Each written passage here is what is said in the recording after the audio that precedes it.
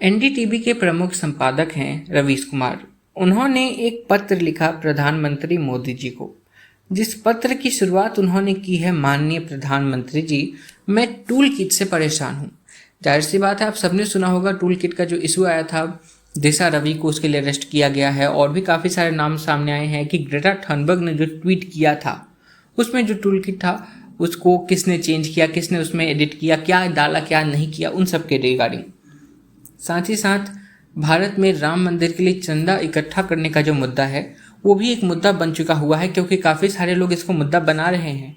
BJP जहां चंदा इकट्ठा करने जा रही है, जैसे कि कर्नाटक के जो पूर्व मुख्यमंत्री हैं एच डी कुमारस्वामी, उन्होंने एक बात कही है कि जो लोग चंदा नहीं दे रहे हैं उनके घर के ऊपर बीजेपी के जो कार्यकर्ता हैं वो निशान लगा रहे हैं। अब इसके अलावा ये एक बहुत बड़ी कंट्रोवर्सी हो गई थी और भी काफ़ी सारे लोग हैं जो कि इन कंट्रोवर्सियों में जुड़े जा रहे हैं, अलग अलग बातें क्रिएट कर रहे हैं, कंट्रोवर्सी अलग अलग तरीके की हो रही है। और साथ ही साथ जो बेरोजगारी का मुद्दा है, पूरे देश में बेरोजगारी किस हद तक है और कोविड के कारण कैसे और भी ज़्यादा बढ़ गई है, ये कोई नकारने योग्य प्रश्न है ही नहीं। बेरोजगारी तो ऐसी है कि बिहार में जो वहाँ के 20 साल से जिस मुख्यमंत्री को एकदम डोमिनेंट फैक्टर कहा जाता था, उनके खिलाफ एंटी इनकम्बेंसी हो गई, उनके खिलाफ सत्ता विरोधी लहर आ गई। जब नीतीश कुमार के लिए ये इतना मुश्किल हो गया कि वो इसको संभाल भी ना पाए, तो फिर आखिर कोई कैसे कह सकता है कि बेरोजगारी मुद्दा ही नहीं है।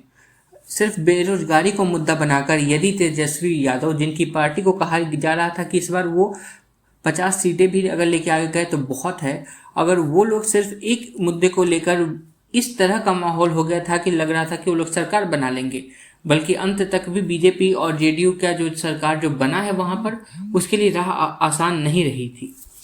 पर इसके अलावा और भी बहुत सारे मुद्दे हैं जिन मुद्दों पर की जो स्थितियां हैं वो बेरोजगारी के मामले में बहुत ही खराब होती जा रही हैं।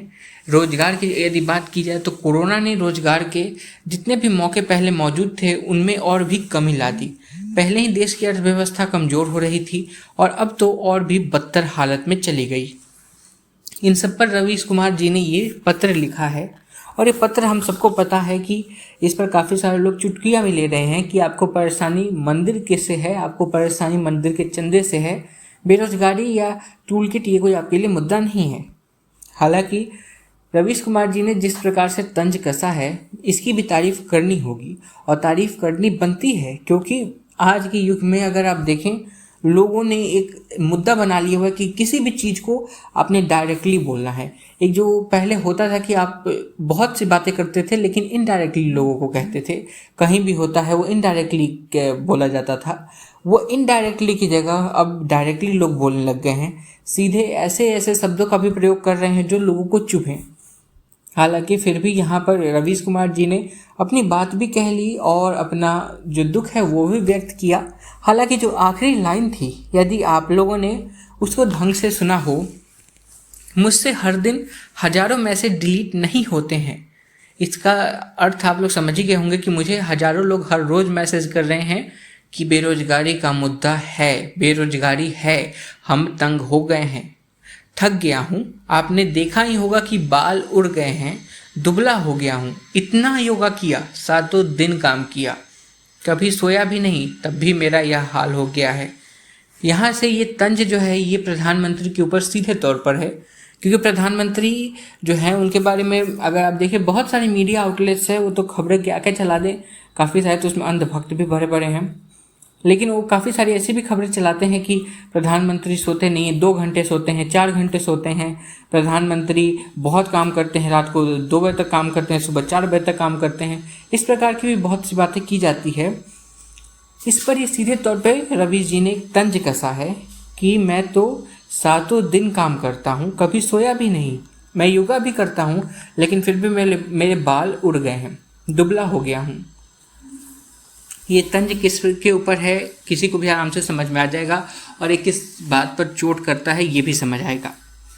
साथ ही साथ उन्होंने ये भी कहा, एक शब्द उन्होंने कहा एक लाइन में कि इन बेरोजगारों ने न तो दिशा रवि का नाम सुना है और न ही उनके साथ जो हुआ उसे गलत बोलने की हिम्मत भी है। यहाँ पर वो सीधे तौर पर ये कह रहे हैं कि ये जो कुछ भी पूरा का पूरा प्रसंग हुआ है दिशा रवि के साथ, इसके बारे में गलत कह सकने की हिम्मत या इसको कंडेम करने की हिम्मत किसी में भी नहीं है। लोग डर रहे हैं इसके विरुद्ध बोलने से। दिशा रवि के साथ क्या हो रहा है, क्या नहीं हो रहा है, इस बारे में तो कोई कुछ नहीं बोलना चाहेगा। ये राष्ट्रीय हित का मुद्दा है। अगर कोई देश विरोधी टूल किट जो है, जिसको कि कहा जा रहा है कि उन्होंने एडिट किया था या फिर वो उसमें शामिल थी, तो कानूनी प्रक्रिया के तहत उन पर कार्रवाई हो रही है और वो होनी भी चाहिए। जहाँ तक लोगों के बोलने का सवाल है, तो लोगों के बोलने का अधिकार है। ये रवीश जी कह रहे हैं कि लोग डरे हुए हैं इसलिए नहीं बोल रहे हैं, और ये जो बेरोजगार है इनमें हिम्मत नहीं है कि ये बोल सके। हैरानी की बात तो ये है कि इनमें हिम्मत तो तब भी नहीं थी जबकि इस देश में बहुत सारे बदलाव किए गए। एक विदेशी महिला की कंट्रोल में जो शासन था, जो सरकार थी, उस सरकार के रहते हुए तब भी इन युवाओं की बातें कौन सुन रहा था? कोई नहीं सुन रहा था। हम युवाओं की बातें सुनता भी कौन है, और किसी को हमारी बातें सुनने में रखा भी क्या है? आखिरकार क्या है भाई, हम युवाओं को, जैसा कि इन्होंने कहा कि हिम्मत ही नहीं है हमारे अंदर। तो जब हिम्मत ही नहीं है तो हम कर क्या सकते हैं? और ना अगर हिम्मत होती तो यार आज किसी की हिम्मत होती कि वो बोल सके, युवाओं को इस तरह से कहीं भी भटका सके, कुछ भी युवाओं को लॉलीपॉप पकड़ा दे, भाई हो गया हो गया हो गया हो गया। कोई कहता है कि राहुल गांधी युवा हैं, मुझे समझ में नहीं आता यार 50 साल की उम्र में कोई युवा कैसे हो गया। कोई कहता है कि अगर 50 साल की उम्र में हमारे ख्याल से लोग बूढ़े हो जाते हैं। युवा तो मेरे ख्याल से 20 साल का होता है या 30 साल तक, चलो युवा कोई हो गया। तो यार 25 साल तक तो हमको चुनाव लड़ने का ही अधिकार नहीं है। हम तो चुनाव ही नहीं लड़ सकते 25 साल से पहले कोई।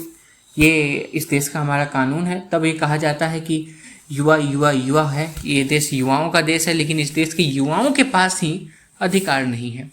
इस देश के युवाओं से ये उम्मीद की जाती है कि युवा हर वो काम करे, लेकिन अधिकार उसको नहीं दिए गए हैं। युवाओं को चुनाव लड़ने का अधिकार नहीं है। हम 18 साल की उम्र में वोट कर सकते हैं, लेकिन 25 साल से पहले चुनाव नहीं लड़ सकते। हमारे देश के संविधान के अंतर्गत ये सारी चीज़ें क्यों डाली गई है, कभी कोई इसको प्रश्न भी नहीं करता। 1947 के बाद जो संविधान बना था, उसमें यदि किसी को 18 साल की उम्र में मताधिकार है तो 21 साल की उम्र में, जो कि कहा जाता है कि विवाह आप उस उम्र के बाद कर सकते हैं। तो जब आप अपने जीवन की जिम्मेदारी उठा सकते हैं, तो आप भला दूसरों की जिम्मेदारी उठाने का मापदंड क्यों नहीं रख सकते? क्यों नहीं 21 साल को ही वो उम्र बनाया गया जबकि कोई चुनाव लड़ सकता है?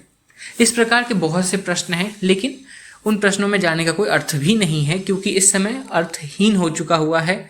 जो हमारा संविधान है, संविधान कोई लाख कहे पर पुराना हो चुका है, और समय के साथ परिवर्तन अनिवार्य होता है, परिवर्तन जरूरी है। रवीश जी भी कुछ कहते हैं, मोदी जी भी कुछ कहते हैं। अब इन दोनों में से कौन सही है, कौन गलत है, या कौन अधिक सही है, ये कहना उचित नहीं होगा, और हम कोई नहीं होते हैं कि इस बात को हम उचित या अनुचित कह सकें। जिन लोगों को ये करना है, तय करना है, आज हम युवा हैं, इस देश का कहा जाता है भविष्य अब हमारे कंधों पे है।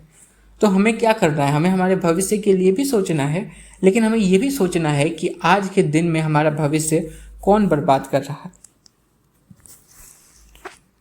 साथ ही साथ रवीश जी ने इसमें एक और भी बात कही है। रवीश जी ने ये कहा है कि धर्म का काम होता है न्याय, लेकिन राजनीति में धर्म का सबसे बड़ा योगदान ये है कि वो राजनीति को ही खत्म कर देता है। राजनीति में धर्म का काम अन्याय करना है और उस पर पर्दे डालना है। जाहिर सी बात है, ये क्यों वो बोल रहे हैं, मुझे इस पर कोई एक्सप्लेन करने की भी आवश्यकता नहीं है। हम सब जानते हैं रवीश जी का झुकाव किस तरफ है, किस ओर है उनका झुकाव, ये कोई दो राय नहीं है। और हमें ये भी पता है कि जिस ओर उनका झुकाव है, उनके जो प्रधानमंत्री जब थे, जिन्होंने 10 साल शासन किया, वो प्रधानमंत्री खड़े होकर ये कहते हैं, पहली बात कि धर्म की बात यदि की जाए तो वो इस देश का जो सबसे जो बड़ा धर्म है, जो 80% इस देश की आबादी है, वो उस धर्म से ताल्लुक़ नहीं रखते थे। फिर भी इस देश की जनता ने उनको अपना प्रधानमंत्री माना, उनको वोट करके प्रधानमंत्री दोबारा भी बनाया। लेकिन इस बात को भी उन्होंने दरकिनार कर दिया और सीधे सीधे ये कह दिया कि इस देश के जो रिसोर्सेस हैं, जो संसाधन हैं, उन पर पहला अधिकार अल्पसंख्यकों का है।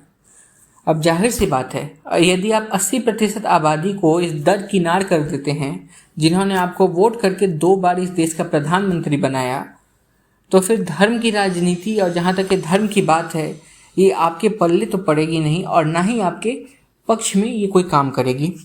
रवीश जी का, बल्कि उनके चैनल का ही अगर मैं बोलूँ तो ये एक तरह से डिवाइड अप हो चुका हुआ है कि उनके चैनल पे किसके एड्स आते हैं। सरकारी एड्स भी आते हैं तो उन चुनिंदा राज्यों के एड्स आते हैं जहाँ पर कि विपक्षी पार्टियों की सरकार है और ख़ासतौर पे कांग्रेसी सरकारें हैं। तो ऐसे में उनका झुकाव किस ओर है ये भी सबको पता है।